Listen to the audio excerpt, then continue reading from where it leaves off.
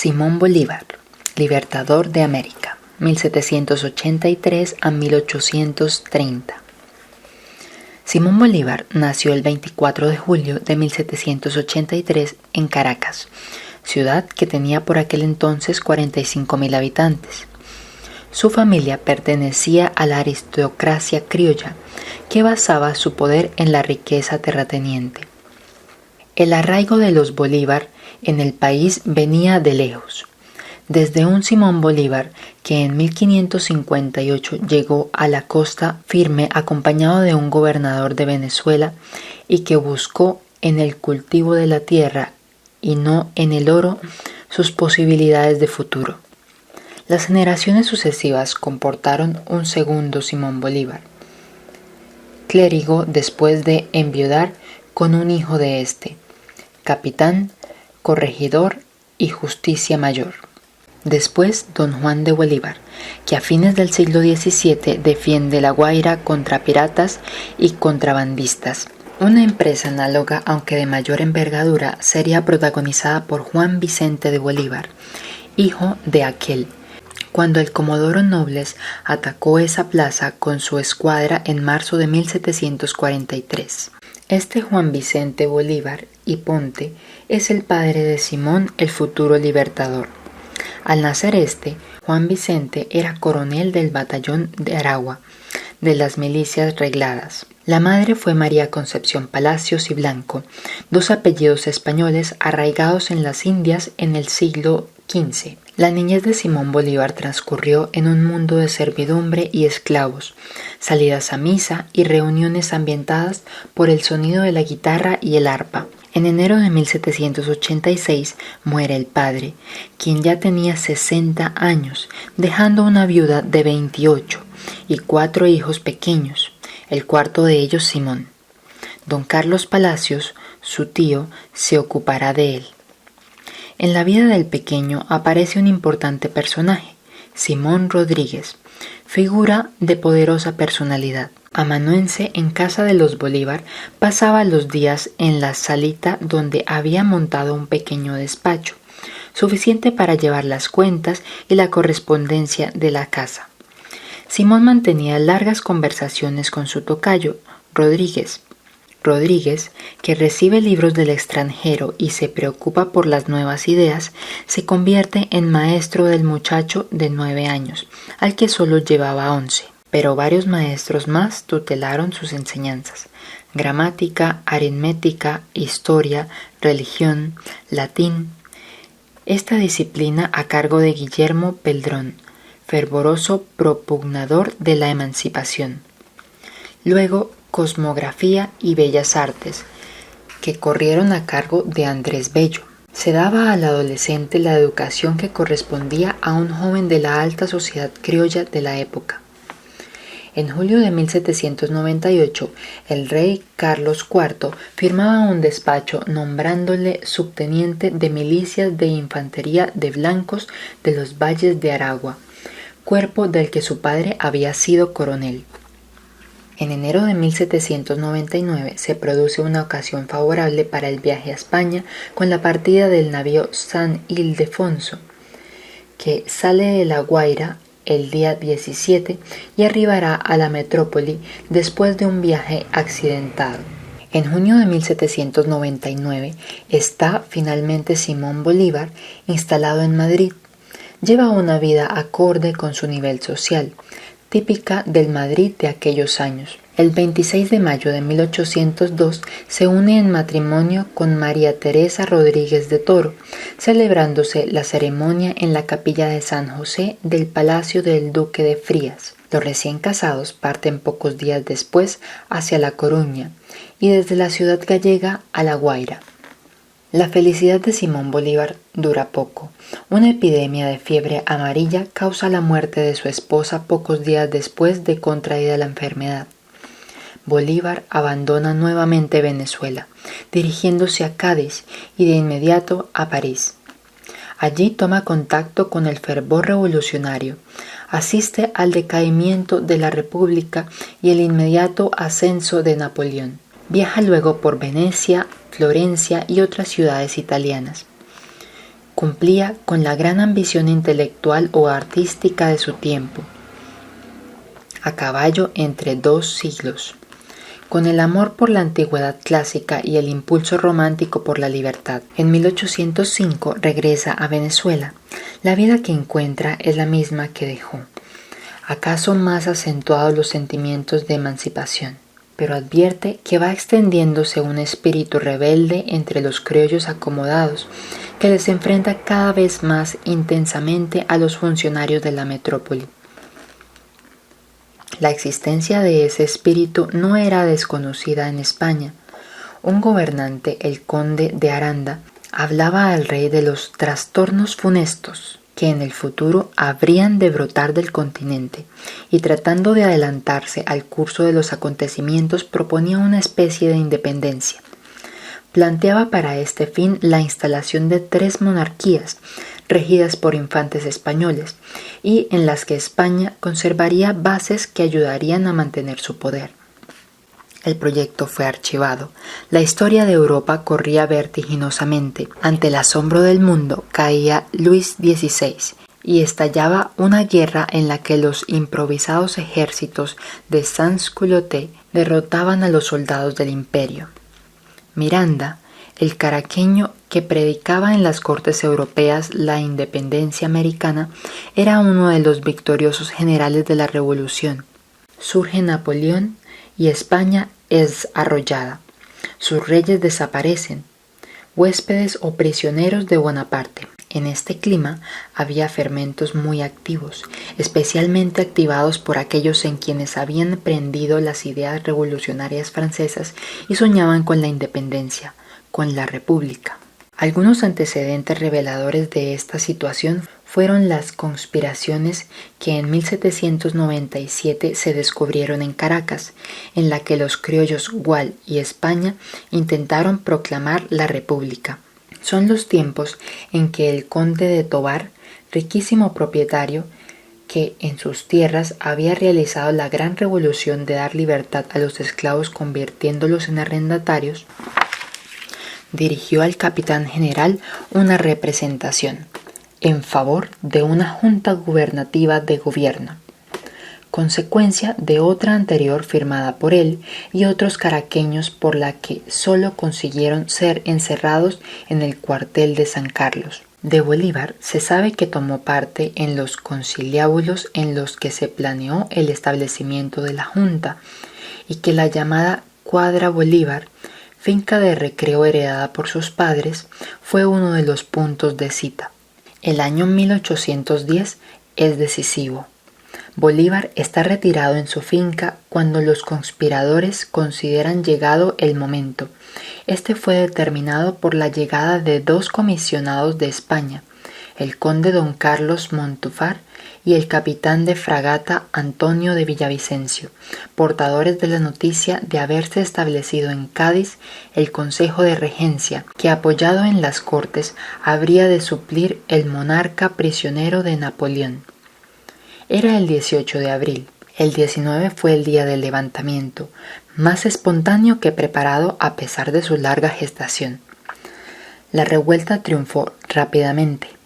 Se instala un nuevo gobierno que concede a Bolívar el grado de teniente coronel de infantería y decide utilizar sus servicios en Europa, hacia donde parte con Luis López Méndez y Andrés Bello. La misión consistía en informar de lo sucedido al gobierno británico y asegurarse su ayuda. Fue aceptada solo de un modo oficioso, ya que no representaba a un país reconocido por Inglaterra. La misión diplomática fracasó, pero fueron bien acogidos por la sociedad inglesa, despertando ecos en la prensa. El 5 de diciembre regresa Bolívar de Londres. Junto a él venía una figura casi mítica, Francisco Miranda, precursor de todo el movimiento de la independencia. Bolívar y Miranda fueron el alma de la sociedad patriótica que propugnaba la declaración de independencia absoluta. A instancia de ambos jefes revolucionarios, el 5 de julio se decretó la emancipación. Nace un nuevo país, adopta la bandera tricolor, amarillo, azul y rojo. la misma que enarboló Miranda en 1806 durante la fallida tentativa revolucionaria. Sin embargo, ya en el momento de la declaración, un venezolano, Maya, se opuso a ella y estuvo a punto de ser muerto por los patriotas. Luego, Coro y Maracaibo niegan obediencia a los nuevos gobernantes. El realismo tenía sus raíces, que darían carácter de guerra civil a la contienda que se inauguraba el 11 de noviembre en la ciudad de Valencia. Miranda dirige las operaciones militares. Bolívar, a su vez, asiste al sitio de Valencia, que se rinde el 13 de agosto, y es la persona que llega ante el Ejecutivo para comunicar la triunfal noticia. Surgen otros brotes. Comienza a sonar el nombre de Monteverde, jefe militar que asestaría un duro golpe al naciente país americano. En el cuadro determinado por cruentas luchas sobreviene un hecho decisivo. Un terremoto castiga el país, extendiendo la desolación y desbaratando voluntades. Miranda es nombrado generalísimo con amplias atribuciones. Una de sus medidas es llamar al coronel Bolívar y darle el mando de Puerto Cabello, en calidad de comandante político y militar. Se trataba de una plaza fuerte de excepcional importancia. El nuevo gobernante tropezaba con dificultades. Residía en la plaza fuerte y presidía el cabildo. Encontraba resistencia contra sus órdenes militares. También el cabildo obstaculizaba sus medidas. Tenía muchos adversarios, aun entre sus más próximos colaboradores, que no esperaban más que el momento oportuno para ayudar a los realistas, hasta el extremo de preparar un complot. La lucha contra Monteverde supera la resistencia de los hombres de Bolívar, quien llega a La Guaira, donde el 30 de julio se encuentra con Miranda. El gobierno se estaba derrumbando. Sublevaciones de negros que avanzaban hacia la capital cometiendo violencias de todas clases. Tropas que enfrentaban a los españoles llevando preparadas las banderas del rey para enarbolarlas en el momento de pasarse al enemigo.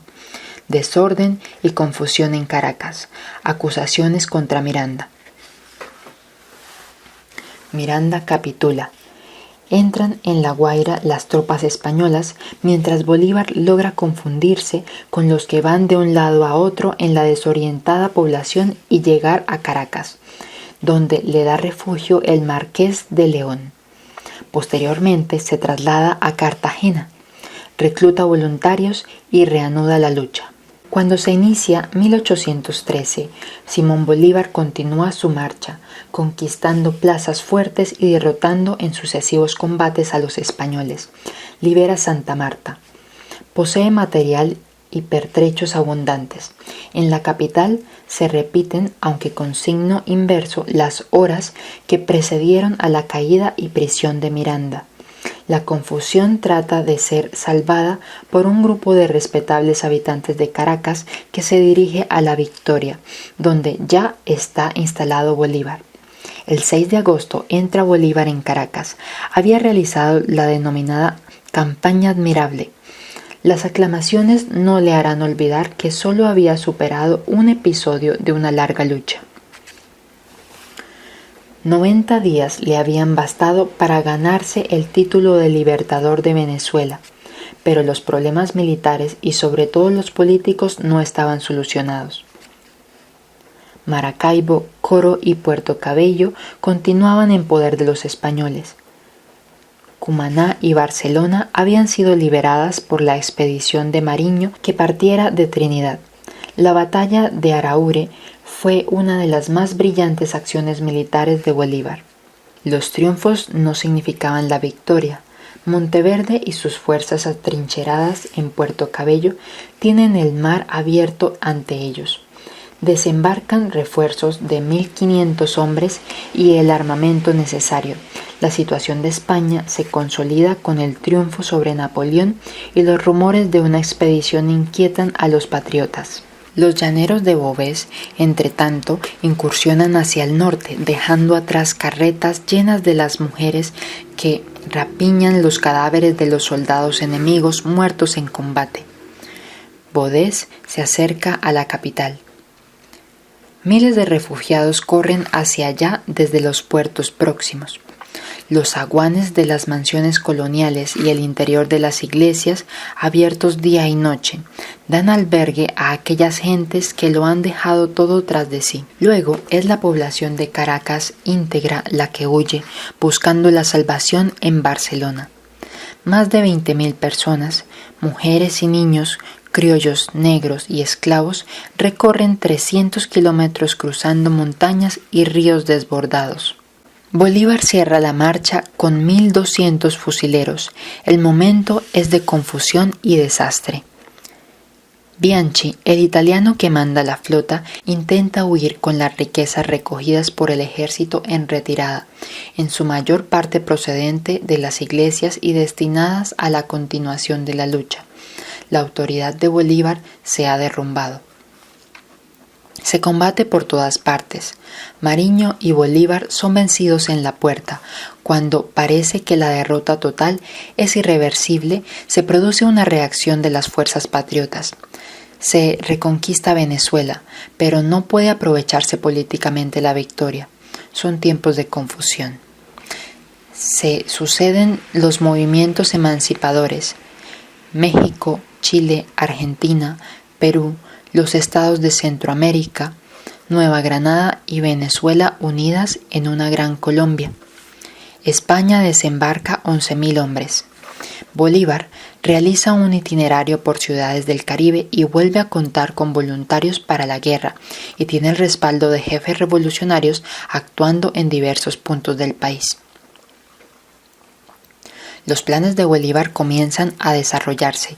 Finge una marcha sobre Caracas nuevamente en poder de los españoles, mientras fortifica Barcelona como un campo atrincherado. Asume la dirección política de la causa emancipadora. Hay disensiones entre los patriotas. Cae Barcelona. Bolívar trata de apoderarse de Angostura y Guayana la Vieja, pero no lo consigue. Su situación se tornaba precaria cuando aparece Brión, un antillano que le provee armas y gentes. Bolívar se pone en marcha y caen las dos ciudades. Se establece la unidad. A principios de 1818 se produce la unión de Bolívar y Páez, quien había desalojado a Bodés de los llanos y acaudillado a nutridas legiones. Carabobo cae en manos del Libertador y éste decreta la libertad de los esclavos. Los indios y mulatos comienzan a ver en él a su defensor y en las ideas que difundía funden las suyas propias. Los españoles no cejan y la contienda vuelve a tornarse indecisa. El teatro de las operaciones ha cambiado totalmente. La suerte de la guerra no se va a decidir en los llanos del Apure, sino en las altas mesetas neogranadinas en las que las fuerzas españoles son menores y sobre todo no esperan el ataque. La campaña es rápida y victoriosa. La hazaña del Pantano de Vargas es el primer paso decisivo en la derrota española.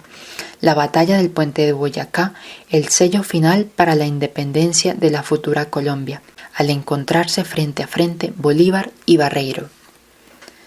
Cedo aquí la pluma a los historiadores Henao y Arrubla, entre comillas. Llegó así la víspera del día en que iba a darse otro combate en campo no calculado ni previsto. La tenacidad del uno en desarrollar sus planes con rapidez, que había sido su divisa desde el principio de la campaña, para aniquilar al contrario sin permitirle reforzarse o que se pusiera en comunicación con el virrey Sámano.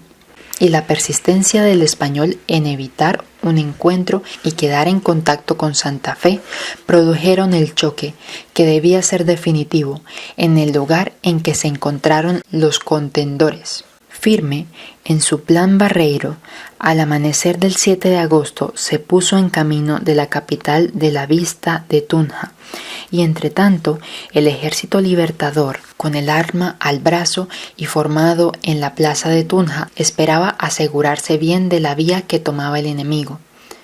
Esta podía ser por Samacá, que era el camino más largo, o por el puente de Boyacá, que lo acercaba más a Santa Fe. La expectativa de los independientes crecía por instantes y la vigilancia era permanente. Los espías iban y venían. Oficiales de órdenes del Estado Mayor observaban la marcha de Barreiro, y Bolívar en persona hacía un reconocimiento para cerciorarse de la dirección de ella.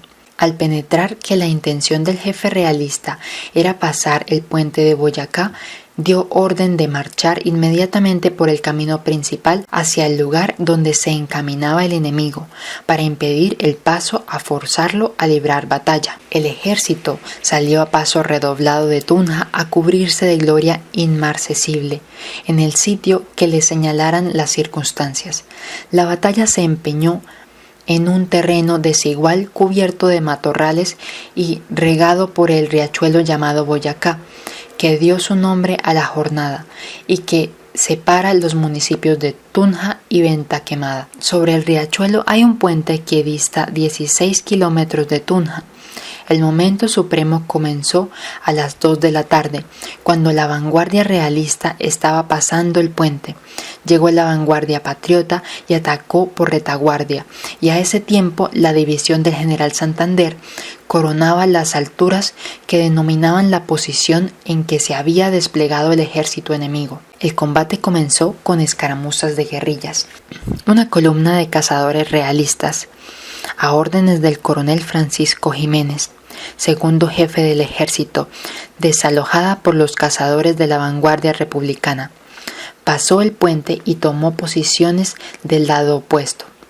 Barreiro no pudo hacer lo mismo con el grueso de sus tropas y las hizo retirar a cosa de un cuarto de legua del puente, dando con este movimiento tiempo a los independientes para cortarle las comunicaciones con Santa Fe. Bolívar, activo y formidable en su negro corcel, el uniforme roto y manchado que revela las penalidades de la azarosa campaña, presencia los movimientos e imparte las órdenes que le sugiere su genio. Santander debe forzar el paso del puente y Anzoátegui atacar simultáneamente la posición enemiga, mandando el cerro y el ala derecha. El combate fue entonces general. Los cuerpos, primero de Barcelona y Bravos de Páez, con el escuadrón de caballería llano arriba, marcharon por el centro los batallones Rifles y una compañía de la Legión Británica formaban la derecha. Los de Nueva Granada y Guías reunieron el de Cazadores, que componían la izquierda. Atacaron el puente. Quedaron de reserva las columnas de Tunja y del Socorro. Barreiro intentó moverse sobre su derecha, como pretendiendo unirse a la vanguardia, pero se lo impidieron el Rifles y la Legión. Entonces esperó el ataque ocupando una altura con la infantería formada en columna. 3 piezas de artillería al frente y 2 cuerpos de caballería a los lados, y desplegó en guerrilla un batallón en una hondonada para hacer fuego del flanco sobre la infantería republicana. El general Anzoátegui hizo atacar aquel cuerpo que, arrollado, se retiró y se unió al grueso del ejército.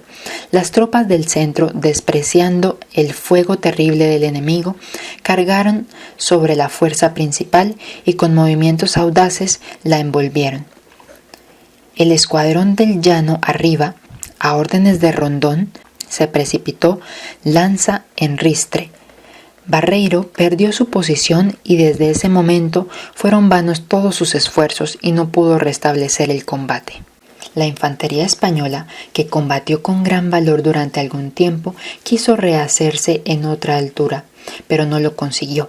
La caballería de los flancos abandonó cobardemente el campo y la que estaba de reserva aguardó a la independiente con las lanzas caladas y fue despedazada.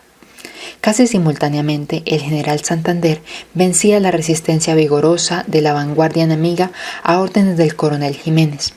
Este cedió al ver perdido a Barreiro.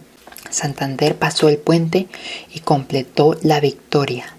La división española, cercada por todas partes y en completa derrota, rindió las armas y se entregó.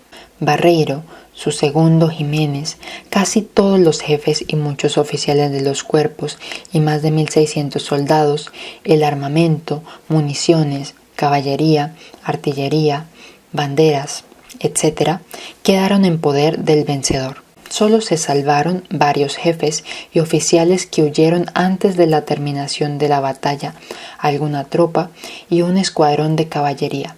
Los realistas tuvieron más de 200 muertos y un número igual de heridos, y las pérdidas de los independientes fueron muy pocas. Santander continuó después de la jornada la persecución de los derrotados hasta Ventaquemada e hizo algunos prisioneros. Y Anzoátegui, con el resto del ejército, pasó la noche en el teatro del combate. Jamás nuestras tropas, dice el jefe del Estado Mayor, general Carlos Soublette, en el parte oficial, habían triunfado de un modo más decisivo, y pocas veces habían combatido con tropas tan disciplinadas y tan bien mandadas. Nada es comparable a la intrepidez con que el señor general Anzoátegui, a la cabeza de 2 batallones y un escuadrón de caballería, atacó y rindió el cuerpo principal del enemigo. A él se debe en gran parte la victoria. El señor general Santander dirigió sus movimientos con acierto y firmeza. Los batallones bravos de Páez y Primera de Barcelona y el escuadrón de Llano Arriba combatieron con un valor asombroso. La jornada de Boyacá, escribía Bolívar poco después, fue la más completa victoria que decidió la suerte de los granadinos, en la cual, no obstante la disciplina de las tropas enemigas, su buena organización y valor de su jefe quedó destruido. Hasta en sus elementos el ejército del rey. Tal es la gloriosa acción de armas que nos separó para siempre de España.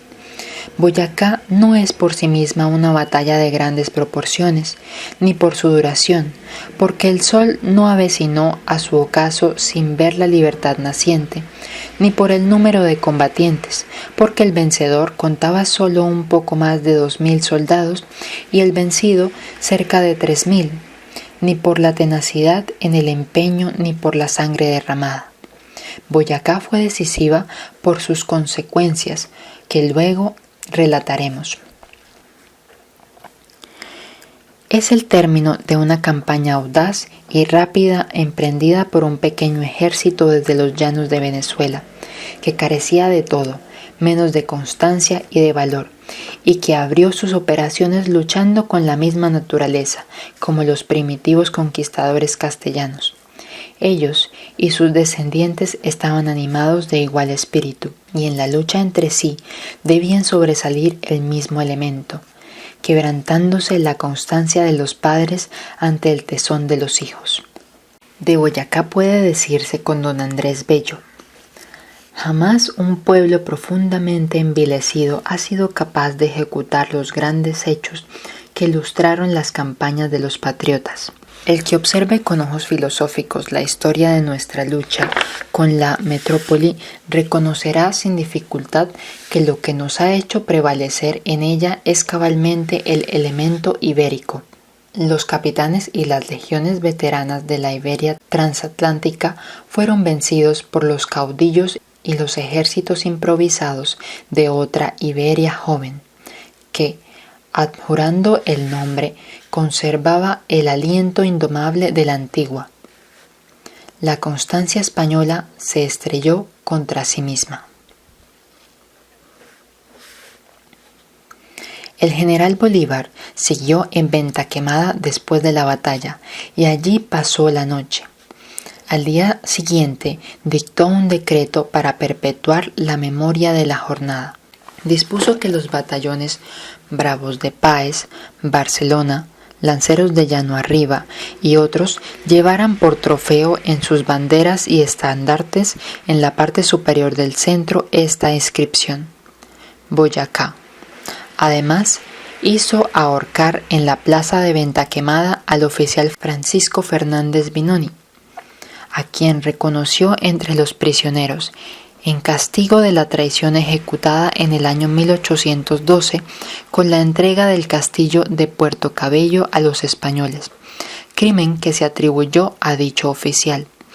En el mismo día 8 de agosto partió Bolívar hacia Santa Fe de Bogotá con el escuadrón del Llano Arriba, dejando órdenes sobre el movimiento del ejército, que se reunió todo en Venta Quemada. El 17 de diciembre, la Asamblea de Caracas resuelve: las repúblicas de Venezuela y la Nueva Granada quedan desde este día reunidas en una sola bajo el título glorioso de República de Colombia. Bolívar queda obligado a anteponer a cualquiera de sus títulos el de Libertador y se le designa presidente de la naciente república. Iba a ser 1820 un año pródigo en acontecimientos para la historia política del mundo hispánico. España preparaba una fuerte expedición con la que el general Morillo podría rehacer sus gastadas fuerzas y emprender una nueva campaña. Pero la lucha latente entre los españoles liberales, sojuzgados por el gobierno de Fernando VII, encontró en el ejército de ultramar la gran oportunidad para provocar un alzamiento. El triunfo de Riego, si para España significó una etapa de 3 años de intentona liberal, para América fue mucho más. El ejército no embarcó. El trienio liberal no preconizaba aventuras en América y esperaba que el conocimiento y la proclamación de la Constitución llevasen la paz a las provincias. La más inmediata repercusión fue una tregua por parte de Morillo que Bolívar aceptó. El 25 de noviembre, ambos jefes firmaron un armisticio de 6 meses. Al día siguiente, otro tratado que acababa con la dureza de la guerra a muerte. La guerra entre España y Colombia, comienza el texto, se hará como lo hacen los pueblos civilizados. Es 1821 el año clave de la emancipación hispanoamericana. El 17 de abril, Bolívar anuncia que se ha roto el armisticio. Parte de su plan es un movimiento de diversión del Ejército de Oriente que desde Barcelona se dirigirá a Caracas. La maniobra tuvo un éxito total. La ciudad cayó un día antes de lo previsto. En Carabobo se produce una nueva batalla. 6.400 soldados de Bolívar se enfrentan a los 5.500 hombres de la Torre. Era el final del gobierno español en Venezuela. En Chile y Perú, por otra parte, España aceptaba un armisticio con San Martín. En 1822, Sucre gana la batalla de Pichincha y capitulan ante él los españoles. Bolívar entra el 11 de junio en Guayaquil. La figura de San Martín se deteriora en Perú. Disensiones internas, conspiraciones, van mellando las posibilidades del protector para encarar una lucha eficaz contra los españoles. Propone a Bolívar un encuentro para unir sus fuerzas y dar el empuje final a la guerra. La entrevista fracasa en el primer encuentro, pero se concreta en una segunda convocatoria. Los dos hombres se reunieron en Guayaquil los días 26 y 27 de junio de 1822. Es lo que la historia conoce por la entrevista de Guayaquil, realizada a puerta cerrada. Sobre la cita se ha escrito mucho, pero no se conoce ni el menor dato fidedigno. Solo se puede especular con los resultados y es base del trabajo de todos los historiadores. San Martín volvió a Perú encontrando aún más confusa y conflictiva la situación política. Reunió al Congreso y en él renunció al mando, abandonando para siempre aquella tierra a la que había dado la independencia. En posteriores horas de desconcierto y temores, las autoridades peruanas volverían a reclamar sus servicios, pero el desengaño del protector había sido demasiado grande. Le responderá con una proclama a la unidad. De aquella entrevista surgió un Bolívar que aunaba el poder total de los ejércitos independientes con una clara hegemonía política. La situación en Lima es cada vez más crítica. Los españoles dan muestra de talento militar y causan serios reveses a los independientes. La unidad política se resquebrajaba. Bolívar, que envió una ayuda casi simbólica a San Martín, manda ahora fuerzas importantes. San Martín se ha retirado de Perú, desilusionado por las luchas internas. Es entonces cuando Bolívar aparece en el Callao, en cuyos fuertes se defendían los patriotas. Salvas y banquetes dan un expresionista panorama. Una semana entera de diversiones se celebra en su honor. La virreinal Lima no ha perdido su espíritu en medio de la guerra, quizá porque la cruenta contienda llanera nunca llegó hasta la capital de Perú. No todos son diversiones, sin embargo. El principal motivo de preocupación para Bolívar es el estado de la independencia peruana, desorden y corrupción administrativa, abandono de toda iniciativa comercial o económica, una hacienda exhausta, hombres en el gobierno que tratan de alcanzar acuerdos secretos con los españoles, ejército desunido y descontento. Cuando Bolívar pisa la ciudad limeña, el Congreso, que días antes ha destituido y declarado reo de alta traición al presidente Riva Agüero, le otorga poderes dictatoriales y espera que su mano fuerte ponga fin desde arriba a diferencias y discordias. Sus actividades disminuyen en ese momento. Sucede que Bolívar estuvo enfermo un mes, como si hubiera esperado una situación de máxima dificultad para emprender de nuevo el difícil juego de conquistar un país partiendo de la nada. Lo evidente, empero, es que esperaba a la defensiva el momento de actuar. No descuidó la organización de su ejército basado en una poderosa caballería. Gauchos pamperos, guasos chilenos, llaneros de Colombia y Venezuela. Cuando se considera a punto, decide ir en busca del general Cacterac y de su ejército del norte, acampado en el valle de Jauja. Otra vez el cruce difícil de la cordillera. Escribe a Santander.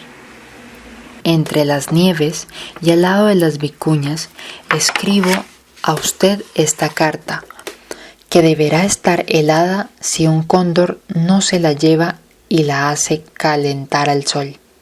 Arenga a sus tropas. Soldados, vais a contemplar la obra más grande que el cielo ha encargado a los hombres, la de salvar a un mundo entero de la esclavitud. Era el 2 de agosto de 1824. Junto a la caballería criolla, Bolívar contaba con veteranos soldados ingleses y franceses de las guerras napoleónicas. El ejército bolivariano se mueve hacia el sur, costeando el lago de los Reyes. El azar quiere que por la otra orilla, en dirección contraria, marchen las tropas de Cacterac. Al divisarlas, Bolívar intenta cortarles la retirada. Los españoles pretenden tomar la delantera y ambas caballerías se encuentran en el llano de Jujuy. Fue una batalla terrible en la que no se disparó un solo tiro. La victoria patriota se decidió al arma blanca. Nada hacía esperar que, a pesar de la cruenta victoria, el fin de la guerra estuviese próximo. Bolívar salía en peligro a Lima con los españoles dueños de los fuertes de El Callao y la posibilidad de que llegasen navíos enemigos. Marcha hacia la capital y deja al joven general Sucre al frente del ejército. El virrey La Serna concibe la idea de caer sobre aquel ejército diezmado y aislado, limpiando de independencias el Perú. Sucre maniobró tratando de no comprometerse en una batalla decisiva. El 9 de diciembre de 1824, el virrey acorrala en un llano circundado por montañas a un ejército inferior en fuerzas, pero los españoles sufren una imprevista y total derrota. 1.800 cadáveres realistas quedaron en el campo y pasaron de 2.000 los prisioneros. 310 muertos y 600 heridos fueron en cambio las bajas patriotas. Tenientes generales y mariscales españoles se entregaron, con ellos todas las posibilidades de reconquistar lo perdido. Nadie discute ya que el gobierno político de España ha desaparecido para siempre del suelo americano. Se entregan las tropas que todavía resisten. Inútilmente mantendrá Rodil en su poder los fuertes de El Callao. Al año y medio de Ayacucho, agotada la guarnición, entrega la fortaleza. Unos días antes de la gran victoria, Inglaterra había reconocido la independencia de las repúblicas americanas. Estas fechas significan el apogeo de la emancipación y, también, el punto más elevado de la trayectoria personal de Simón Bolívar. Pero los años siguientes son gravemente conflictivos. Aumenta el número de partidos políticos y se multiplican las confusas banderías. Resucitan viejos rencores. La guerra civil amenaza con seguir desangrando las tierras de América. La propia vida del libertador se ve amenazada. El Alto Perú se convierte en república. Bolívar, nombre que luego cambiará por el de Bolivia, y es conducida por Sucre. Bolívar imagina entonces un gran plan político, la formación de una federación de estados americanos que uniera bajo una misma dirección a la gran confederación que ya regía y a la que deberían agregarse México, Chile y Argentina. Espera que un congreso reunido en Panamá proporcione la ansiada unión y que ni un solo país, incluyendo a los Estados Unidos del Norte, falte a la cita. En 1824 hizo la convocatoria y del 22 de junio al 15 de julio de aquel año tuvo lugar aquella reunión internacional, de la que nada positivo saldría. En 1826 y 1827 se conspira en Lima contra Bolívar y los colombianos. Se sublevan fuerzas de la división colombiana situada en Cochabamba. En Cochabamba y en Venezuela la alienta una guerra civil. Bolívar acude a Bogotá y luego a Caracas. Trata de gobernar y contener las diferencias con sus antiguos compañeros de armas, quienes no vacilan en desobedecerle y conspirar contra él. Presenta su renuncia ante el Congreso de Colombia.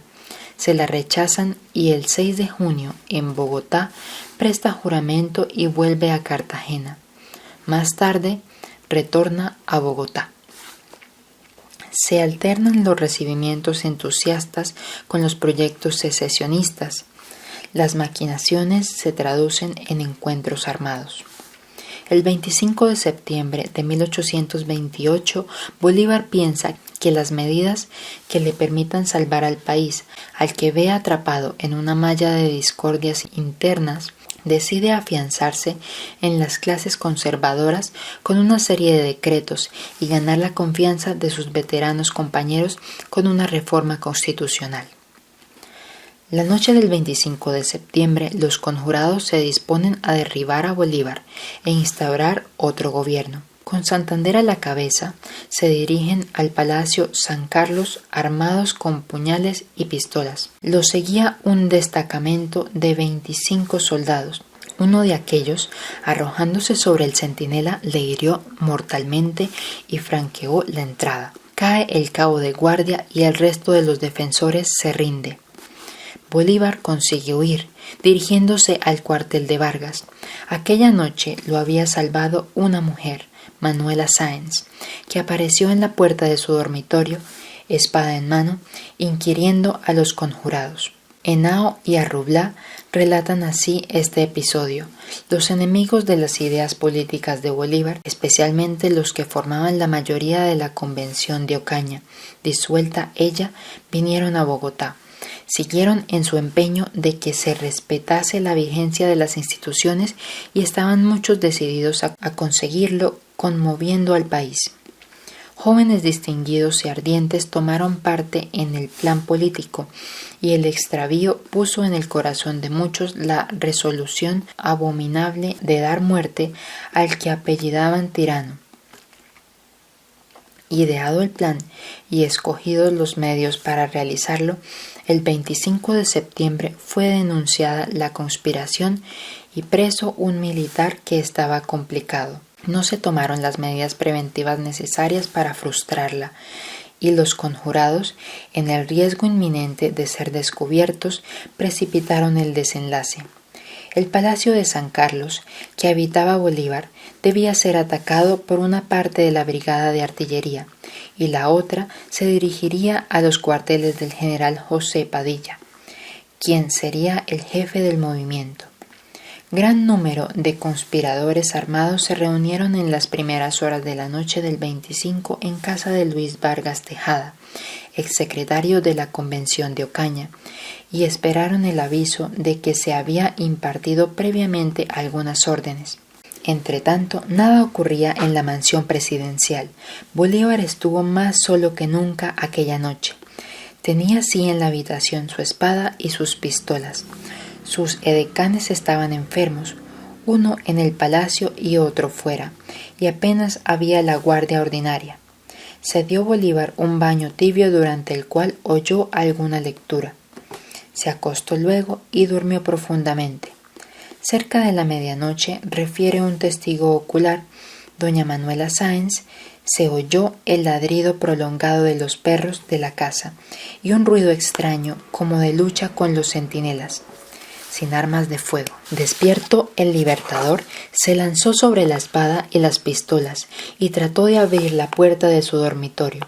Se contuvo y se vistió con serenidad y prontitud, diciendo: «Bravo, vaya pues, ya estoy vestido.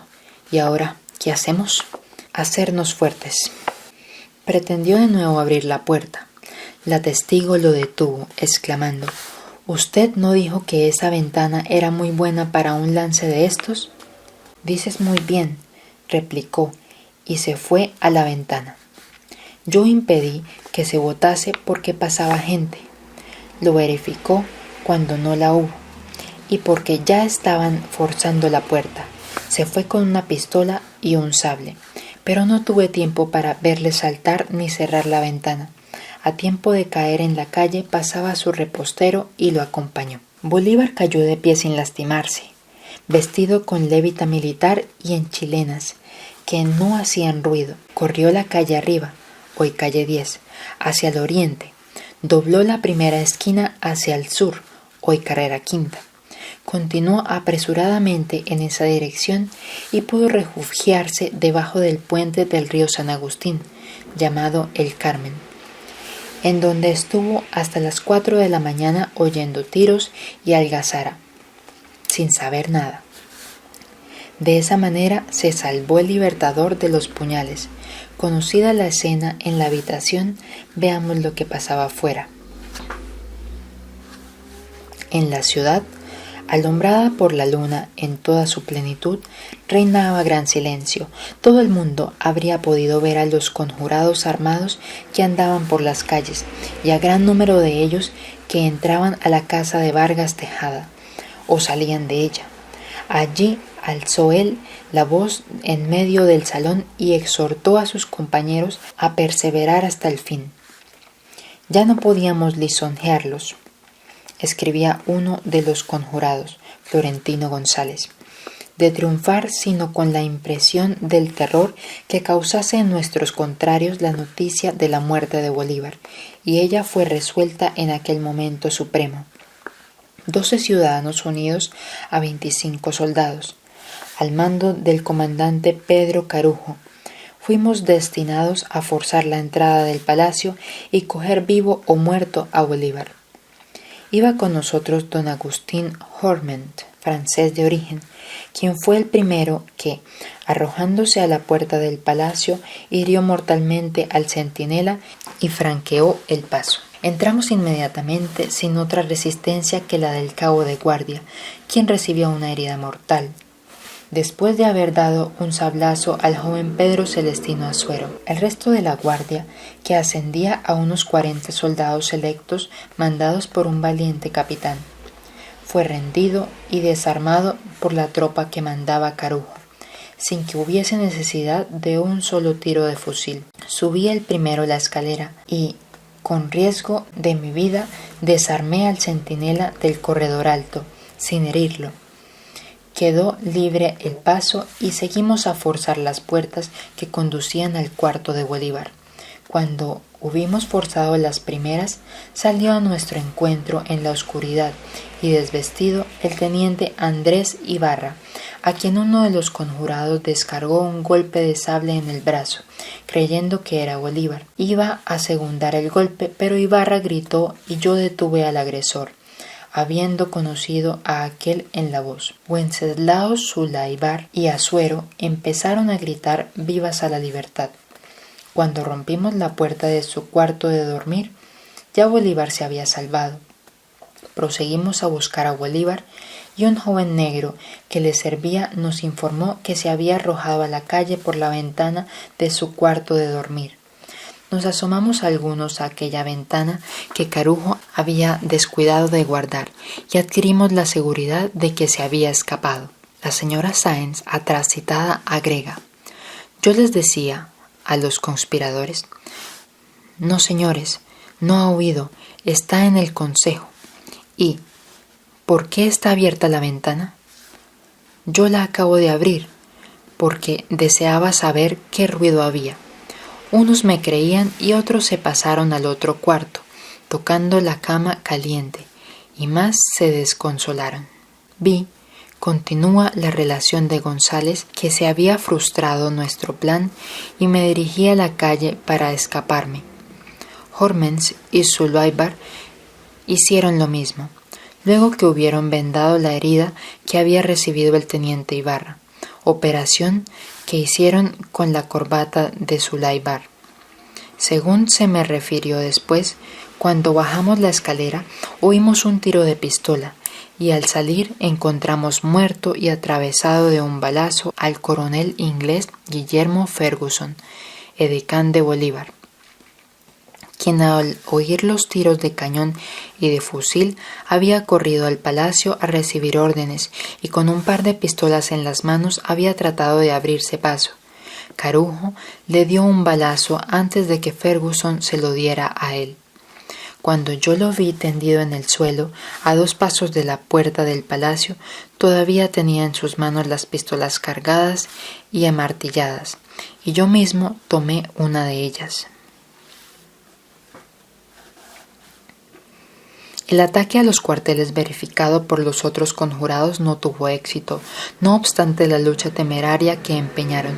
Algunos se introdujeron a la prisión del general Padilla, escalándola para ponerlo en libertad, y dieron muerte al coronel José Bolívar, que lo custodiaba. Tratada la lucha en las calles con las fuerzas del gobierno, los conspiradores derrotados huyeron buscando refugio en las casas y fuera de la ciudad. Mientras tanto, Bolívar, en su escondite, se agitaba en la incertidumbre más cruel. El fuego ya había cesado. De vez en cuando oía gritos lejanos de «¡Viva el Libertador!», y temeroso de que ello fuese una chanza, no se atrevía a abandonar el desabrigado sitio que le deparó su providencia especial. Como él mismo decía, repetíanse los vivas, y alentado con el galope cercano de unos caballos, mandó a su fiel compañero que saliese con cautela a cerciorarse de quiénes venían. La prueba resultó muy eficaz, pues el sirviente reconoció a los jinetes cuya presencia era prenda de salvación. Entonces salió de su asilo y se informó de lo que ocurría.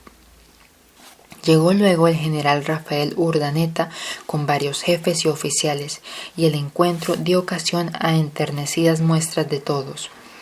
Enseguida Bolívar, mojado, Aterido de frío y hablando muy poco, subió sobre el caballo que le ofrecieron y con paso precipitado se encaminó, rodeado de los suyos, a la plaza principal, en donde las demostraciones efusivas de alegría, los vítores, las lágrimas, lo conmovieron hondamente, que, cercano a la pérdida del sentido, dijo con voz trémula: ¿Queréis matarme de gozo después de verme próximo a morir de dolor? Luego regresó al palacio, cambió sus vestidos y pretendió dormir. Hacía preguntas sucesivas sobre el terrible conflicto, callaba y, dominado por la excitación, volvía a preguntar, y el sueño no venía a sus ojos. Al atentado siguió el castigo terrible. En los días subsiguientes, algunos de los conspiradores perdieron la vida en el patíbulo y el número total de los fusilados alcanzó a 14. Entre esas víctimas se encuentra Pedro Celestino Azuero, joven de grandes esperanzas, Jormen y Zulúybar. Carujo obtuvo la conmutación de la pena de muerte porque delató a sus compañeros, y Vargas Tejada, quien logró escapar de la persecución, se ahogó, probablemente en un río de la región de Casanare. También perdió la vida en el cadalso el bizarro general Padilla. El general Santander fue juzgado y sentenciado a muerte como responsable de la conspiración, pero a pesar de sus ideas políticas y de su oposición firme y franca contra la dictadura, no se le comprobó participación en el atentado. El Consejo de Gobierno juzgó que debía conmutarse la pena por la de destierro y este parecer fuera aceptado por Bolívar. Santander siguió a Cartagena y varios meses estuvo encerrado en el castillo de Boca Chica y al fin se le permitió trasladarse a Europa. Fracasada la conjura, Bolívar continúa su marcha en lo que muchos de sus compañeros en la lucha por la independencia consideran un camino reaccionario, una instauración de aquello contra lo que había luchado. Los esfuerzos de las campañas habían quebrantado la constitución física del Libertador. No se puede calibrar el daño que los sufrimientos morales posteriores a Ayacucho habían hecho en su equilibrio físico. En Quito y Guayaquil guardará cama más de una vez. En noviembre de 1829 se firma el Acta de Caracas, en la que Venezuela acuerda desconocer la autoridad de Bolívar y del gobierno colombiano. Es la primera manifestación de una actitud separatista que trazará la frontera entre Venezuela y Colombia. Se prepara el llamado Congreso Admirable para 1830. Bolívar llega a presidirlo el 15 de enero, recibimiento grandioso y reunión de los grandes de la emancipación. Sin embargo, Bolívar escribe: «No es creíble el estado en que estoy, según lo que he sido en toda mi vida, y bien sea que mi robustez espiritual ha sufrido mucha decadencia o que mi constitución se ha arruinado en gran manera.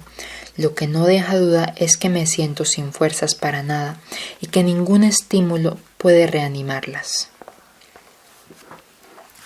Pocos días después, el Congreso recibe su renuncia a la presidencia desde la Quinta de Fucha, cerca de Bogotá, donde se retira a reponer su salud.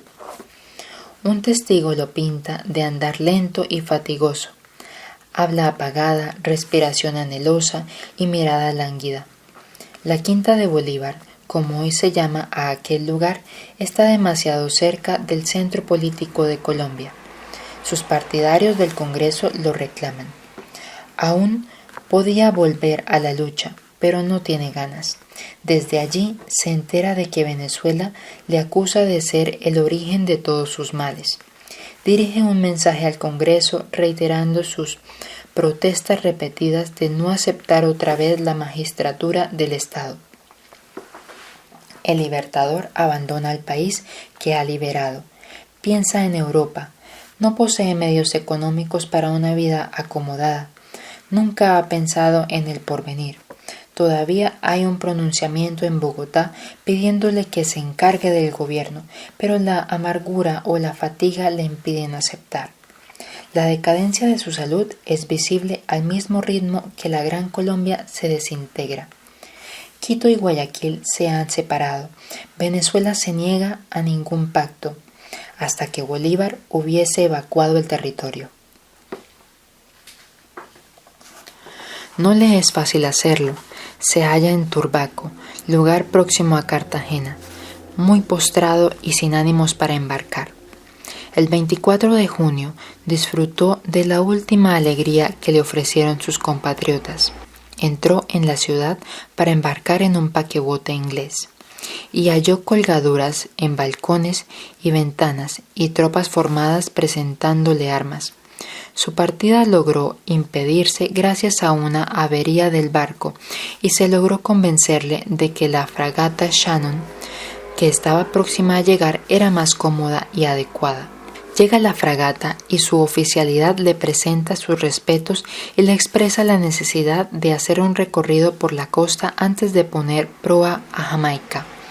Bolívar decide esperar su regreso. En una parroquia del pie de la popa le llega la noticia del asesinato de Sucre. Fue como un golpe final. Pasó la noche paseando, inquieto, por el patio de la casa.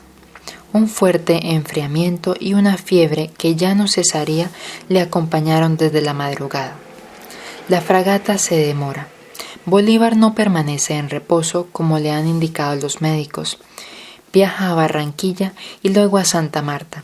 Aquí le instalan sus amigos en la finca San Pedro Alejandrino del español Joaquín Mier. Bolívar observa con curiosidad la casa. Examina los libros que le han preparado en un estante. El doctor Reverend, que ha de cuidarle hasta el final, celebra consulta con el doctor McNeill, que le ha venido acompañando. Catarro pulmonar crónico es el diagnóstico en la terminología médica de la época, que encubre lo que el mismo doctor expresa después ante una pregunta: tisis pulmonar, llegada a su último grado. Julio de 1830, las calles de París se enardecen otra vez con la revolución. Un ejército improvisado ataca al absolutismo de Carlos V, que en solo 3 días se derrumbó. Españoles e hispanoamericanos están en las vanguardias revolucionarias. Veneran la figura de Bolívar, pero el libertador ni se entera. Sumido en los delirios de la fiebre, pronuncia frases entrecortadas. Vámonos, vámonos. Esta gente no nos quiere en esta tierra. Vámonos, muchachos. Lleven mi equipaje a bordo de la fragata. El 10 de diciembre, el obispo de Santa Marta le visitó. Eran sus últimas jornadas. Recibió la extrema unción, hizo testamento y dictó una proclama. Si mi muerte contribuye para que cesen los partidos y se consolide la unión, yo bajaré tranquilo al sepulcro. El 17 de diciembre, el doctor Reverend observa la detención progresiva del pulso, la respiración suavemente estertórea. Sale entonces de la habitación y pronuncia a quienes aguardan los últimos momentos del libertador. Edecanes, generales, adictos hasta el último minuto componen el cuadro. Era la 1:07 de la tarde cuando desaparecía el hombre que atesoró los momentos más trascendentes de la emancipación americana. Renan Flores. Si le ha gustado la lectura de la historia de Simón Bolívar, suscríbase a este canal. Gracias. Lectura del libro Forjadores de Colombia Contemporánea,